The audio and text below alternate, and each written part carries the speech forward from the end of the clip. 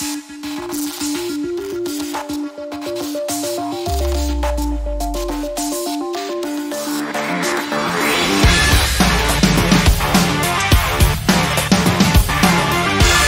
allons donc commencer le cours de ce matin. Vous avez vu que le thème c'était sur ne vous inquiétez de rien.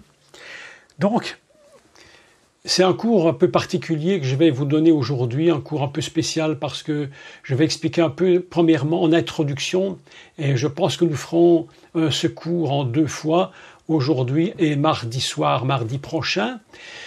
Et aujourd'hui, je vais faire un cours un peu spécial sur les décodages hébraïques. Pourquoi nous ne devons pas nous inquiéter, quelles en sont les raisons et quelles sont également les raisons pour lesquelles parfois les gens s'inquiètent selon leurs besoins, selon ce qu'ils ont besoin qu'ils pensent ne pas recevoir. Donc je vais expliquer un peu ce matin de quoi il s'agit. D'accord? Donc pour ce faire, nous allons lire beaucoup de textes aujourd'hui, beaucoup de textes, et je vais vous les expliquer comment ils fonctionnent en hébreu, dans le décodage hébraïque. C'est assez complexe, mais vous allez voir que moi je pense que c'est assez intéressant de voir un peu comment fonctionne la Torah et sa lecture. Donc, nous nous souvenons que Yeshua, lorsqu'il était sur terre, était confronté,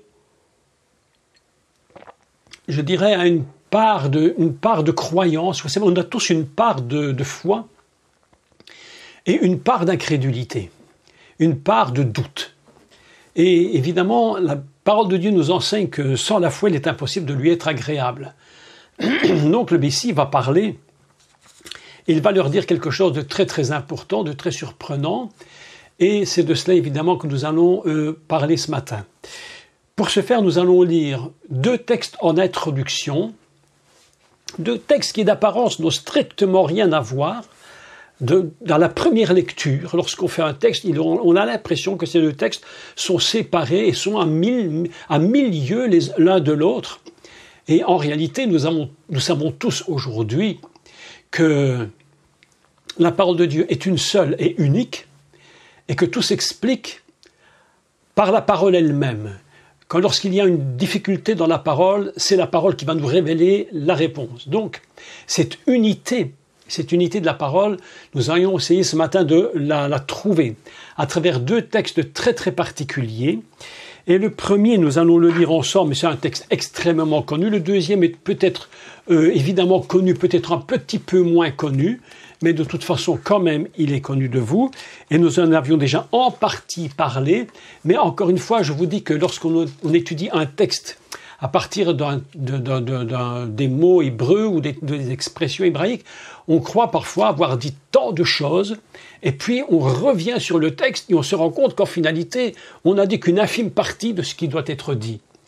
Donc ce matin, nous allons prendre une autre dimension du texte. Nous allons commencer notre lecture ce matin par l'évangile de Matthieu et au chapitre 6, au verset 23. Alors je sais que ce verset est connu, mais évidemment de tous les chrétiens, ou alors vraiment ce sont des gens qui ne lisent jamais la Bible, ou des chrétiens de nom qui ne vont jamais à l'église. Mais en principe, ce texte est connu de tous, évidemment. Et ce texte-là, je l'ai redit 1 million de fois dans ma vie, parce que j'avais l'impression qu'il y avait toujours un obstacle dans ma tête. Je ne sais pas si vous vous rendez compte de cela, mais je pense qu'on est tous, vous savez, on est tous au même niveau en certaines mesures. Peut-être pas au niveau de la foi, certains ont fait plus de progrès que d'autres, bien entendu. Mais on est tous quand même dans un certain raisonnement, une certaine façon d'être. Et ce texte que je vais lire aujourd'hui, mais vous le connaissez tous, nous allons le lire. Et pourtant, il me semblait toujours dans ma vie qu'il y avait toujours quelque chose qui était comme un blocage par rapport à ce texte. C'est bien de lire un texte, c'est bien de le parler, c'est bien de le prêcher. Ce qui est nettement mieux, c'est de le vivre. Et vivre la parole de Dieu, c'est un peu plus compliqué que de la lire. Alors, le Seigneur nous apprend chaque jour comment rentrer dans les secrets de sa Torah, de sa parole, et comment, en finalité, en finalité pour vivre sa parole. Parce que bon, à quoi sert-il de connaître la Bible si c'est pour ne pas la vivre? Le secret de la Torah, le secret de la Bible et du Messie, c'est de nous faire connaître qui est le Seigneur et de pouvoir mettre en pratique. Heureux ceux qui entendent les paroles et qui les mettent en pratique. Et pourtant, nous avons remarqué que la foi est parfois tellement compliquée.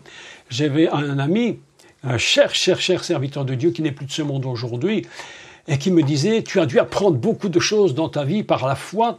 Et je dis, oui, en effet, j'en ai appris beaucoup, mais quel con, mes amis, honnêtement. Soyons un peu francs là, avec nous-mêmes, pas avec les autres, avec nous-mêmes. Et est-ce que vous ne trouvez pas, sincèrement, que parfois, avoir la foi, c'est compliqué? Moi, je trouve que parfois, je me dis, mais c'est compliqué. Alors, on va lire le texte et on va voir comment c'est facile à lire et comment c'est compliqué à comprendre. Plutôt à vivre, d'accord? Le comprendre, tout le monde le comprend, le vivre, c'est une autre chose. Et nous allons lire deux textes, dont un qui va nous éclairer profondément sur comment comprendre le texte et ce que dit le Messie. N'oubliez pas que cette lecture que l'on fait, évidemment, qu'elle est pour nous, les disciples du Mashiach, mais qu'en réalité, elle était dite pour la première fois à des Juifs qui sont qui sont les enfants d'Israël, c'est-à-dire de Yaakov, qui va devenir Israël, lui-même qui est fils d'Yitzhak. Donc nous allons écouter bien l'enseignement d'aujourd'hui, je vais essayer d'être très calme et très clair, mais tellement complexe, mais tellement incroyable, je pense que ça va vous plaire si vous aimez l'hébreu, hein, j'espère, hein, d'accord. Je vais essayer de ne pas être trop compliqué, mais quand même aujourd'hui on va bien être calme pour bien expliquer tout, en secret, ce secret. Donc nous lisons le commencement de l'évangile de Matthieu, chapitre 6, à partir du verset 23. D'accord, je le lis dans la traduction et de la plus habituelle pour moi, qui est donc de Louis II, mais il y en a plein d'autres, mais je lis celle-là, d'accord? Et si vous êtes prêts, nous allons commencer cette lecture ce matin.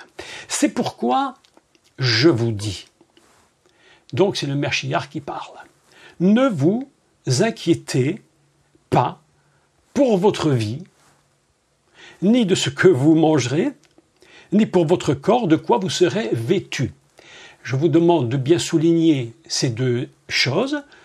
Donc, ce que vous mangerez, soulignez bien manger, et c'est que vous êtes vêtu.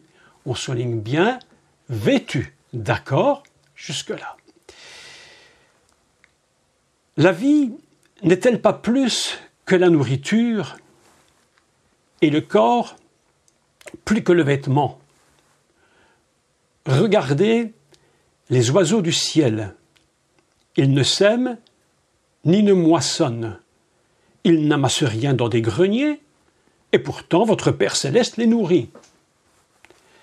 Ne valez-vous pas beaucoup plus qu'eux? Qui de vous, par ses inquiétudes, peut ajouter une coudée à la durée de sa vie? Et pourquoi vous inquiétez au sujet du vêtement? Considérez comment croissent les lys des champs. Ils ne travaillent ni ne filent. Cependant, je vous dis que Salomon même, dans toute sa gloire, mais écoutez les mots, hein, parce que là vraiment, là ça prend du poids, que Salomon même, dans toute sa gloire, et la Bible nous enseigne qu'il n'y aura plus jamais un roi comme Salomon au niveau de la richesse et de la gloire. David était un très grand roi, évidemment probablement le plus grand des plus grands, mais alors Salomon, au niveau de la richesse, dépassait tout ce qu'on peut imaginer. Il était sur un trône en or couvert d'ivoire, une histoire enfin écoutez, je crois qu'aujourd'hui les plus grands rois du monde voudraient avoir la richesse de Salomon, ils ne l'auraient même pas. Donc vous imaginez ce qu'il dit. Et pourtant, dit-il, les lys des champs, eux, eh bien, ils ne travaillent ni ne filent. Cependant, je vous dis que le roi Shlomo, Salomon, même dans toute sa gloire, n'a pas été vêtu comme l'un d'eux. Si Dieu revêt ainsi l'herbe des champs, vous imaginez le texte, hein, qui existe aujourd'hui et qui demain sera jeté au four, ne vous vêtira-t-il pas à plus forte raison?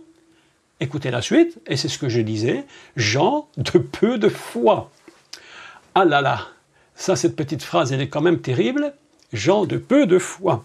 Ne vous inquiétez donc pas. Que mangerons-nous? Que boirons-nous? de quoi serons-nous vêtus? Car toutes ces choses, les païens, je lis la traduction en française, qui les recherchent, votre Père céleste, écoutez bien, hein, votre Père céleste sait que vous en avez besoin. Il n'est pas ignorant du tout. Il sait qu'on en a besoin. Cherchez premièrement le royaume et la justice de Dieu. C'est très important ce petit texte qu'on a redit 1 milliard de fois, mais qu'il faut bien remettre à sa place, parce que c'est au niveau de ce royaume que tout se produit et que tout va se faire. Et toutes ces choses vous seront données par-dessus. Ne vous inquiétez donc pas du lendemain. Voilà un premier texte que nous avons lu. Donc vous imaginez que ce texte, évidemment, je suis bien convaincu que tous vous le connaissez. Et nous allons lire maintenant un autre texte. Et vous allez voir qu'il y a quelque chose de très intéressant dans ce texte qui, je vous l'ai dit, semble être à 10 000 kilomètres l'un de l'autre, qui n'ont rien à voir l'un avec l'autre. Et pourtant, nous allons entendre deux phrases, deux mots extrêmement importants, deux mots importants, et nous allons lire ensemble dans le Bereshit, d'accord, donc la Genèse, bien entendu, au chapitre 28, d'accord.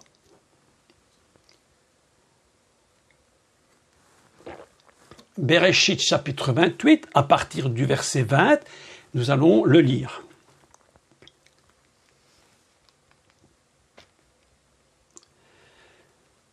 Voilà. On peut même lire à partir... Bon, écoutez, lisons à partir de 16, mais je ferai toute la lecture jusqu'à la fin du chapitre. Parce qu'elle est très très importante et tout le secret va se trouver en partie, tout du moins, dans cela. Et nous allons voir comment de père en fils, les moyens d'être bénis et de ne pas craindre, les moyens de ne pas craindre, de manquer, sont transmis de, bien sûr, Abraham, bien entendu, mais aujourd'hui nous allons parler de Yitzhak, de Jacob, d'accord? Donc nous allons lire ici le texte, et nous parlons de Jacob dans ce premier texte. Je le lis et nous allons le reprendre un petit peu plus tard en détail, et vous allez comprendre le pourquoi il y a une relation entre Matthieu 6 et ce texte. D'accord? On y va? On est prêt? On y va. Jacob s'éveilla de son sommeil et dit : « Certainement, l'Éternel est en ce lieu, et moi, je ne le savais pas. » Écoutez cette première phrase. Il est ici, en ce lieu, et moi, dit Jacob, je ne savais pas qu'il était là. Donc, écoutez bien la suite, c'est très, très, très important. Il eut peur et dit que ce lieu est redoutable. C'est ici la maison de Dieu, Beth-El. Beth-El, c'est ici la maison de Dieu. C'est ici la porte des cieux. Vous imaginez, mais une fraction de seconde, cette parole qu'il dit. Je ne le savais pas que l'Éternel était là, mais tout d'un coup, il prend conscience que c'est ici la maison de Dieu et la porte des ciels. Vous imaginez cette phrase? Écoutez bien la suite, parce que vous allez comprendre ce que dit le Messie, Yeshua, au chapitre 6. Écoutez la suite. Et Jacob se leva de bon matin, on appelle ça Vaïshrem, qui vient de la racine, je le rappelle encore une fois, de Sirem, qui est ce qu'on appelle, là où le Mashiach avait rencontré la Samaritaine. Et Jacob se leva de bon matin, il prit la pierre, ça on en parlera, dont il avait fait son chevet, écoutez bien les mots, parce qu'ici nous allons reprendre tout cela en détail. Et il la dressa pour monument. C'est surprenant, hein? C'est comme si vous aviez un oreiller et vous faites un monument avec votre oreiller. C'est surprenant quand même, hein? Non, mais avouez quand même que c'est des textes surprenants. Quand vous lisez un texte comme celui-là, je vais vous donner un bon conseil si vous lisez. Ne lisez jamais ça par hasard. Posez-vous toujours une question. Comment peut-il prendre sa pierre pour en faire un autel ? Qu'est-ce que cela peut vouloir dire ? Donc, nous continuons la lecture. Il l'adressa pour monument. Il versa de l'huile sur son sommet. D'accord ? Jusque-là. Il donna à ce lieu le nom de Beth-El, maison de l'Éternel. Mais la ville s'appelait auparavant Luz. Jacob fit un vœu en disant, écoutez maintenant, « Si Dieu est avec moi et me garde pendant ce voyage que je fais, si il me donne du pain, c'est-à-dire à manger, si il me donne du pain à manger et des habits pour me vêtir, vous entendez les mots, ça nous rappelle ce que Yeshua disait, ne vous inquiétez pas de ce que vous mangerez et de quoi vous serez vêtus. Vous voyez la relation que nous allons faire entre les deux textes. Mais pour qu'il soit vêtu et qu'il mange, il y a une vérité qu'il faut bien comprendre, et c'est ce que dit le Mashiach. C'est ici la maison de Dieu, c'est la porte du ciel. En finalité, que dit le Mashiach à ses disciples? Il parle à des Juifs qui connaissent parfaitement l'histoire de Jacob, enfin je l'espère qu'ils la connaissaient très bien, et il va faire cette relation. C'est ici. Donc, s'il me donne du pain à manger et des habits pour me vêtir, et si je retourne en paix à la maison de mon Père, alors l'Éternel sera mon Dieu. Cette pierre que j'ai dressée pour monument sera la maison de Dieu, et je te donnerai la dîme de tout ce que tu me donneras. Voilà un texte absolument extraordinaire. Nous constatons qu'il y a une relation assez particulière entre ce que dit le Mashiach à ses disciples et ce que dit Jacob. Jacob, aussi longtemps qu'il n'a pas pris conscience, et d'ailleurs il le dit, je ne savais pas. Tout à coup, il se rend compte qu'il est dans un lieu absolument extraordinaire et que ce lieu, il dit, c'est ici la maison de Dieu. Non seulement la maison, mais en plus de cela, il dit, c'est la porte des ciels, c'est-à-dire ce qui s'ouvre vers là-haut. Et vous comprenez ce que dit le Mashiach. Faites passer premièrement le royaume des cieux, et tout le reste vous sera donné en plus. C'est-à-dire, ne vous inquiétez pas de ce que vous allez manger, de ce que vous allez boire, de quoi vous serez vêtus. Ce qui est extraordinaire dans ce texte, c'est que le mot qu'il va utiliser pour être vêtu, ici donc je reprends ce texte, il dit donc des habits pour me vêtir, des habits pour me vêtir, il va utiliser ici deux mots dans la Torah qui sont repris dans le chapitre 3, si je ne me trompe, et chapitre 2 et 3, si je ne me trompe, oui, dans Bereshit, concernant les habits et concernant le vêtement. Vous vous souvenez que lorsque l'homme a perdu sa gloire, Dieu lui a donné des vêtements de peau. Vous vous souvenez, Beged Or, des vêtements de peau. Et ici, le mot utilisé, c'est Beged. Et il dit, ne vous inquiétez pas du vêtement que je vous donne. Évidemment que nous comprenons que c'est un vêtement physique, mais en même temps, ne vous inquiétez pas du vêtement que je vous remets spirituellement, de la connaissance que je mets sur vous, de ce vêtement comment on pourrait appeler Beged Or, de ce vêtement de peau qui en finalité comme un vêtement de lumière. Ne vous inquiétez pas, votre percée. Mes amis, deux choses que nous devons savoir absolument. La première, c'est qu'il prend soin de nous au niveau du vêtement humain, il prend soin de nous au niveau du vêtement divin. Céleste, complètement. C'est pourquoi je dis à chacun d'entre vous, faites attention dans vos confessions en disant, mais est-ce que Dieu peut me donner des paroles et que je me souvienne de cela? Dieu te revêt non seulement physiquement, parce que c'est une obligation et une nécessité, mais également d'un vêtement qui est un vêtement qui va chasser de toi ce qu'on appelle l'île Bosch, ici c'est de vêtu, on dit l'île Bosch, qui vient de Bereshit chapitre 2, où il dit que l'homme n'en avait point honte. Ce qu'il nous donne comme vêtement, c'est pour que nous n'ayons pas honte. Dieu dit, je ne veux pas que tu sois dans la honte. Je ne le veux pas. Je te donne des vêtements pour te vêtir. On appelle ça ou beged lilbosh, des vêtements pour te vêtir afin que tu ne sois pas dans la honte. Mes amis, Dieu nous donne ce dont nous avons besoin. Et nous rendons bien compte que parfois Jésus, le Messie lui-même, Yeshua, dit gens de peu de foi, comment vous pouvez douter? Comment vous pouvez douter que moi, l'Éternel, eh bien, je ne vais pas prendre soin de vous? Alors, vous savez, il y a plusieurs points qui peuvent être problématiques.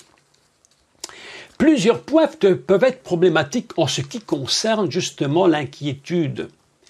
On peut avoir plusieurs types d'inquiétude. L'inquiétude de ne pas recevoir parce qu'on ne croit pas que Dieu est là, qu'il prend soin de nous, mais on le dit. Mais encore une fois, notre tête, notre bouche le dit, mais notre tête ne suit pas nécessairement ce que nous disons. Et il y a donc un obstacle qui se crée, il y a une connexion qui ne se fait pas, ou alors il y a plutôt, je dirais, un court-circuit entre la parole et la pensée, et nous nous rendons bien compte que quelque chose ne fonctionne pas. Donc, il y a ce premier type d'inquiétude. Dieu pourvoira-t-il à mes besoins? Me donnera-t-il à manger tous les jours? Mes amis, c'est une des plus grandes leçons. Écoutez-moi bien. Une des plus grandes leçons que nous devions apprendre. Et je crois honnêtement, avec beaucoup d'honnêteté, que c'est probablement une des leçons les plus difficiles à croire. Lorsque l'apôtre Paul dit que celui qui annonce l'évangile vivra de l'évangile. Il dit que celui qui sert le Seigneur, quitte tout, laisse tout et le suive, et qu'il me suive. Et l'Éternel dit, mais je pourvoirai à tes besoins, mes amis, avec beaucoup de sincérité. Combien d'années je me suis battu pour croire que c'était possible que Dieu pourvoie à mes besoins. Et nous avions choisi, nous personnellement dans le ministère, choisi de servir Dieu en nous disant, oui, nous allons apprendre à croire. À croire, mes amis, que Dieu répond à nos besoins. Nous allons apprendre à le croire. Et puis, il y a un deuxième type de problème au niveau de l'inquiétude. C'est ce que Dieu nous a donné. Ce que nous avons reçu de nos pères. Ce que nous avons nous-mêmes gagné. Ce que nous avons nous-mêmes obtenu par la foi. Et que l'ennemi vient nous prendre dans notre tête, qu'il vient nous prendre dans les faits, dans la réalité du quotidien. Et là, Dieu va parler, et nous allons lire plusieurs textes maintenant. Dieu va parler clairement, et il va dire à Isaac, et nous allons le lire, à Yitzhak, ne crains pas, ne crains pas. Parce que vous voyez que Yitzhak, lui-même, fils de la promesse, fils lui-même d'Abraham, le père de la foi, celui qui a cru jusqu'au bout sans douter, même Yitzhak, Dieu lui dit, ne crains pas Yitzhak, parce qu'il s'est passé dans la vie d'Yitzhak des choses très compliquées, qui pouvaient lui mettre le doute, est-ce que Dieu va pouvoir rétablir ce que j'avais et ce que j'ai perdu? Est-ce que Dieu est encore au niveau de ma foi pour croire que ce qui était perdu, que ce qui était volé, peut encore être rétabli? Beaucoup de croyants, qu'ils soient chrétiens, qu'ils soient juifs ou tout ce que vous pouvez, des croyants dans le Seigneur, l'Éternel, le Dieu Tout-Puissant, sont dans cette situation. Pourrais-je récupérer, puisque vous savez comme moi combien l'ennemi essaie de prendre ce que Dieu nous a donné. Et ça peut produire en notre tête une inquiétude profonde. Je vous parle parce que je connais de quoi il s'agit. Je ne vous parle pas de ce que je ne sais pas. Je vous parle parce que j'ai moi-même aussi vécu. Aujourd'hui, je suis honnêtement passé à un autre niveau. Et je sais aujourd'hui que quoi qu'on me dise, quoi qu'il arrive, je suis au-delà de tout ce qu'on peut raconter. Aujourd'hui, tu peux me raconter ce que tu veux sur moi, j'allais dire que je suis un peu comme le canard. Un peu comme le canard, l'eau coule sur les plumes et puis c'est terminé. Et mouille celui qui veut se mouiller. Mais je vous dis honnêtement, on passe à autre chose. Mais pourquoi j'enseigne ceci? Nous allons lire ensemble un texte très important concernant cette introduction. Écoutez-moi, je vous dis aujourd'hui, je vous parle, ce n'est que l'introduction à un thème fantastique et compliqué qui est perdre son inquiétude. Vous imaginez? Quand vous allez apprendre à perdre toute votre inquiétude, mes amis, je vous dis, vous serez des hommes et des femmes au top niveau de la foi. Parce que plus rien ne vous résistera. La terre peut s'écrouler, si Dieu a dit que tu restes debout, tu restes debout. Rien ne bougera, parce que tu seras un homme et une femme de foi. Lisons ensemble un texte. Nous allons prendre maintenant du temps. Alors, si vous avez reçu le document que je vous ai envoyé, que vous l'avez imprimé, vous le prenez, vous allez voir que... Bon, avant d'aller plus loin, puisque on fait simplement de l'étude, hein, c'est pas des prédications, c'est de l'étude. Hein. Vous avez tout en haut de votre page, ici tout en haut, là où il est écrit « Ne vous inquiétez de rien, intro », juste en dessous, les textes en hébreu. Je les ai écrits en hébreu, il est écrit « Lotidagu ». Lotidagu, c'est un verbe, je l'ai écrit au futur. Alors j'aime beaucoup ce terme au futur parce qu'en finalité, il est écrit « Vous ne vous inquiéterez ». Vous ne vous inquiéterez pas. Alors tu ne t'inquiètes pas tout de suite, mais si tu te mets en position du royaume, vous ne vous inquiéterez plus. Le but aujourd'hui, mes amis, écoutez, soyons honnêtes, c'est pas que tu ne t'inquiètes pas à la fraction de seconde, je te parle. C'est que quand le cours sera fini, tu t'inquiètes plus. Ah ben oui, c'est ça le but. Hein. Si c'est pour... Vous savez pourquoi je vous dis ça? Écoutez. Je vais vous parler franc et net. Les gens vont dans des conventions partout. Ouais, j'ai sorti l'onction. Ah, t'as sorti l'onction. Ben, je suis très content pour toi. Très très bien, t'as sorti l'onction. Et puis quand ils rentrent chez eux, c'est la douche froide. Pourquoi? Je vais vous dire pourquoi. Parce qu'ils n'ont plus l'ambiance de l'onction, de la réunion. Et ce qui crée parfois une sorte de foi, souvent erronée, c'est l'ambiance qu'on peut trouver dans une réunion. Et lorsque tu rentres chez toi, tu n'as plus l'ambiance de cette réunion. Tu n'as plus les beaux chants ou les beaux cantiques que tu aimais. Tu n'as plus tout ça. Tu n'as plus le pasteur ou le prédicateur qui est un homme, en espérant, excellemment bon et qui va te faire élever. Et puis tu rentres chez toi et c'est la douche froide. C'est pourquoi le mot tidagu, lotidagu, c'est au futur. Tidagu, c'est s'inquiéterait. Vous ne vous inquiéterez. Dans la conjugaison. Donc, le tout n'est pas d'être maintenant dans la foi. C'est pas maintenant dans la foi que j'ai besoin que tu sois tout de suite, même si c'est nécessaire. C'est quand ce sera terminé le cours. Tu fermeras dans ton ordinateur et tu vas te retrouver dans toi seul face à qui tu es réellement. Est-ce que c'est vrai ou pas vrai? Si c'est vrai, faites-moi un petit OK hein, quand même. Hein. Je vous parle avec foi et certitude, parce que ce que je vous dis, c'est ce que moi j'ai vécu. Je me suis battu, mes amis, mais tu ne peux même pas savoir comment je me suis battu pour apprendre au minimum que Dieu me donnait à manger tous les jours, même si j'étais par la foi. C'était un combat, mais absolument incroyable. Et ce que je croyais avoir eu et que j'avais eu, parfois ça m'a été volé. Je me suis laissé, comme on dit en français courant, je me suis laissé piquer mes affaires. On me les a pris. Lisons maintenant un texte. Après tous ces commentaires, nous allons lire Bereshit 26, au verset 11. Vous allez entendre quelque chose ici absolument extraordinaire, qui est à la fois extrêmement pour nous et à la fois prophétique, mais à un niveau de prophétie absolument gigantesque pour les jours que nous sommes en train de vivre. Aujourd'hui, vous êtes prêts? On va faire la lecture, d'accord? Vous êtes tous prêts? On est parti. Allez, le train se met en marche et on y va. Ok. 26, verset 12. Et je vais prendre du temps aujourd'hui pour tout lire. Parce que nous sommes aujourd'hui dans un moment très important de lecture et de décodage des textes hébraïques. Écoutez bien. Yitzhak sema dans ce pays. Et il recueillit cette année le centuple, car l'Éternel le bénit. Un beau texte, hein? Cet homme devint riche. Il alla en s'enrichissant de plus en plus jusqu'à ce qu'il devint fort riche.